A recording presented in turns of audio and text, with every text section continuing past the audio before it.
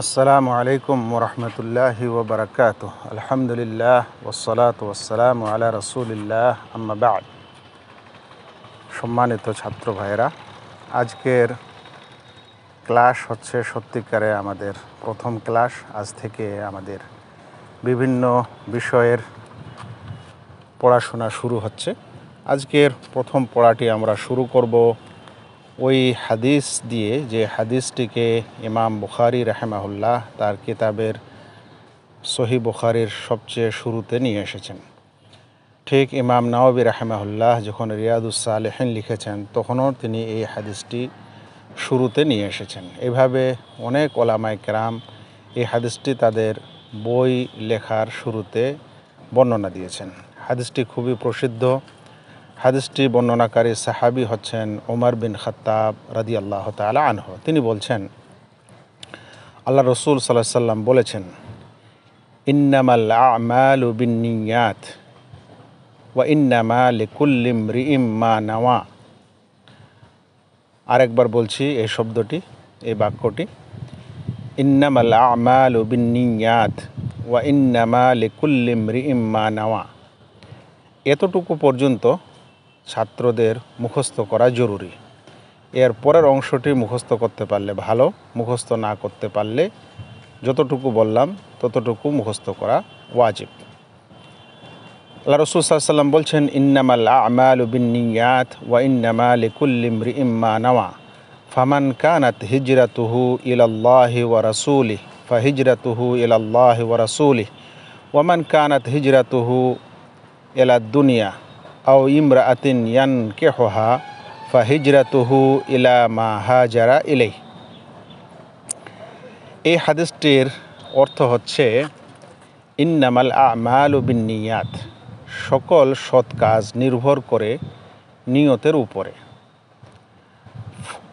ওয়া ইন্নামা লিকুল্লি ইমরিইম মা নাওয়া, আর প্রত্যেক ব্যক্তি তাই পায় যা সে নিয়ত করে।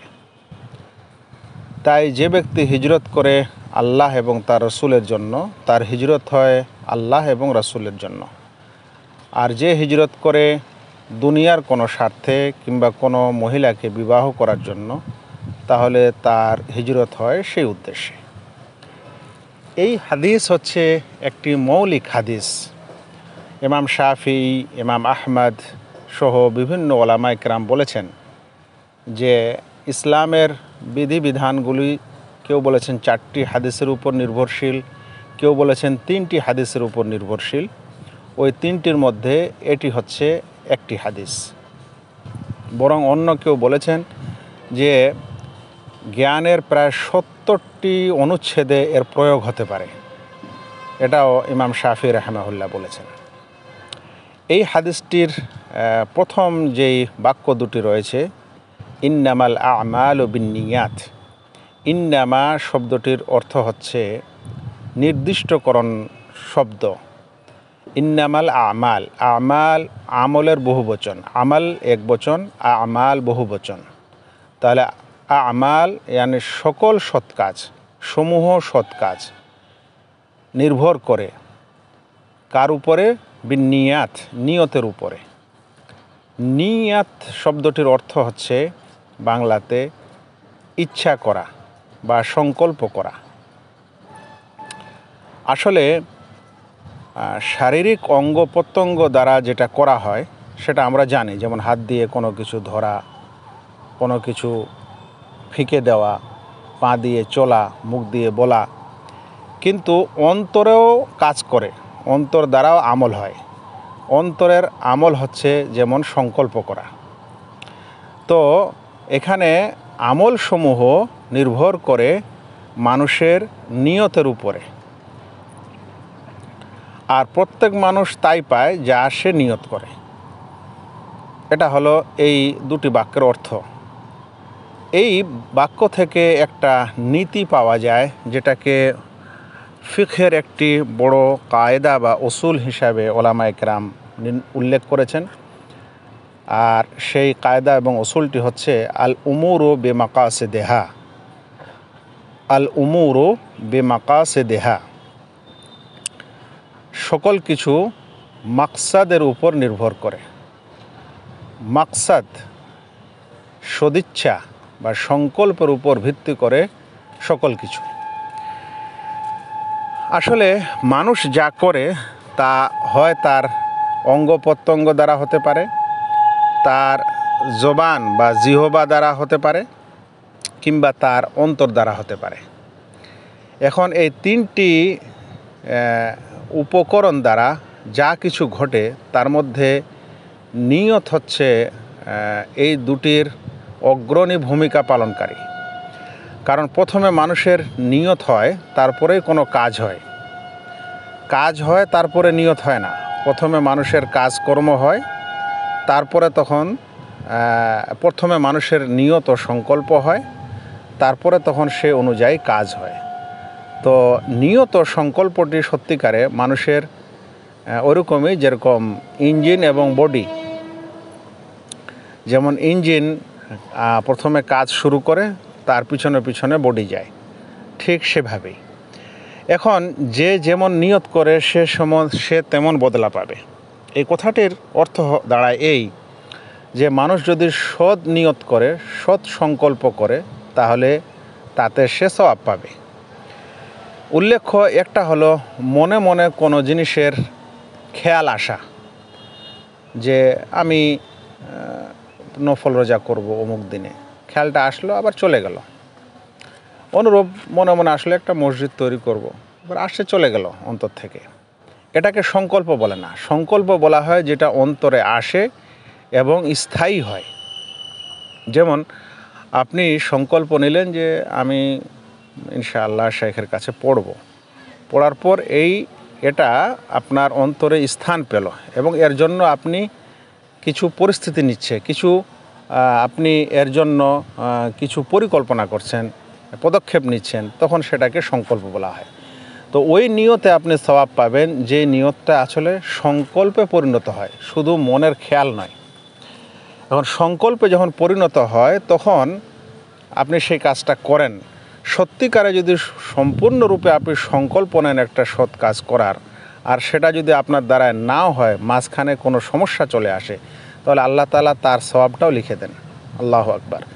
যেমন ধরে নেন যে আপনি একটা কোনো নেক কাজ, সৎ কাজ করার জন্য বের হলেন। ধরুন একটা রোগীকে দেখার জন্য বের হয়েছিলেন, যাচ্ছিলেন, রাস্তায় আপনার গাড়ির পাংচার হয়ে গেল, ইত্যাদি ঝামেলা হলো, আপনি আর যেতে পারলেন না, কিন্তু আপনার এই সংকল্পের কারণে আপনি এই সওয়াবটা পেয়ে যাবেন। এই ইন্নামাল আমাল বিন্নিয়াত হাদিসটি আকীদার অধ্যায়ে একটি বড় পয়েন্ট, যে মানুষের সৎ কাজ নির্ভর করে নিয়তের উপরে।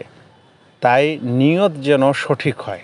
আর নিয়ত সঠিক হওয়া মানে বোঝায় এই যে সেই নিয়তটি, সংকল্পটি যেন আল্লাহকে সন্তুষ্ট করার জন্য হয়, আল্লাহর সন্তুষ্টির জন্য হয়, সওয়াবের জন্য হয়।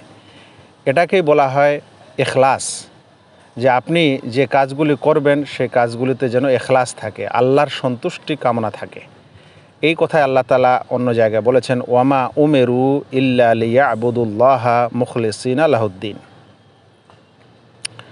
আচ্ছা, এর উপমা এই হাদিসেও বলা হয়েছে যে যদি কোনো মানুষ হিজরত করে দুনিয়াবি স্বার্থে কিংবা কোনো মহিলাকে বিবাহ করার স্বার্থে, তাহলে তার সেই কাজটাই হবে, সওয়াব হবে না। কারণ তার উদ্দেশ্য পার্থিব, তার উদ্দেশ্য আল্লাহর সন্তুষ্টি নয়, ওখানে ইখলাস নেই। উম্মু কায়েস নামে এক মহিলাকে কোনো এক সাহাবী প্রস্তাব দিয়েছিলেন মক্কায়। অতঃপর প্রস্তাব নাকচ হয়েছিল, কিংবা সেই মহিলা হিজরত করে মদিনায় চলে গেছিলেন। এরপর ওই সাহাবী তাকে বিবাহ করার জন্য মক্কা থেকে মদিনায় এসেছিলেন। তখন আল্লাহ রাসূল সাল্লাল্লাহু আলাইহি ওয়াসাল্লাম এই হাদিসটি বলেছিলেন। সে কারণে হিজরতের মতো একটা বড় কাজ, যদিও বাহ্যত সেটি একটি সৎ আমল, কিন্তু তার নিয়ত আল্লাহর সন্তুষ্টির উদ্দেশ্যে হিজরত নয়, বরং বিবাহের উদ্দেশ্যে, সে কারণে তার হিজরতের সওয়াব সে পাবে না। দেখেন, এই বিষয়টিকেই বলা হয় যে আমল কবুলের প্রথম শর্ত হচ্ছে আল ইখলাস, অর্থাৎ সঠিক নিয়ত হওয়া। আর দ্বিতীয় শর্ত হচ্ছে নবী সাল্লাল্লাহু আলাইহি সাল্লামের তরিকায় করা। যেটাকে আমল কবুলের শর্ত হিসাবে বলা হয়েছে। আচ্ছা, তাহলে বোঝা গেল যে নিয়তের কতখানি গুরুত্ব। এখানে একটি শব্দ এসেছে হিজরা বা হিজরত। হিজরত কাকে বলা হয়? হিজরত কথাটির আবিধানিক অর্থ হচ্ছে প্রত্যাখ্যান করা, আর শরিয়ার পরিভাষায় অর্থ হচ্ছে যে আল ইন্তেকাল মিন বালাদিল কুফার এলা বালাদিল ইসলাম লে ওয়াজহিল্লাহ। কোনো কাফের বা মুশরিক বা অমুসলিমের দেশ পরিত্যাগ করে ছেড়ে দিয়ে কোনো মুসলিম দেশে চলে যাওয়া। এর উদ্দেশ্য হবে এই যেন সে ইসলামের কাজগুলি ভালোভাবে সম্পাদন করতে পারে। এটাকে বলা হয় হিজরত। এটা খুব বড় ধরনের ইবাদত। এখানে একটি আরও ব্যাখ্যা বিশ্লেষণ আছে, সেটি হলো এই যে এখন যারা পৃথিবীতে অমুসলিম দেশে বসবাস করে তাদেরকে কি করতে হবে? দেখতে হবে যে তারা তাদের দেশে ইসলামের মৌলিক কাজ এবং যেগুলো ইসলামের প্রতীক, যেমন মসজিদ, যেমন নামাজ, আজান, হজ, যাকাত, এ সকল ফরজ কাজ তারা সেখানে করতে পারে কি পারে না। যদি সেই দেশগুলিতে, সেই অমুসলিম দেশগুলিতে এই সকল কাজ তারা করতে পারে, তাহলে তাদের উপর হিজরত জরুরি হয় না। আমি বলছি তাদের উপর হিজরত ওয়াজিব হয় না।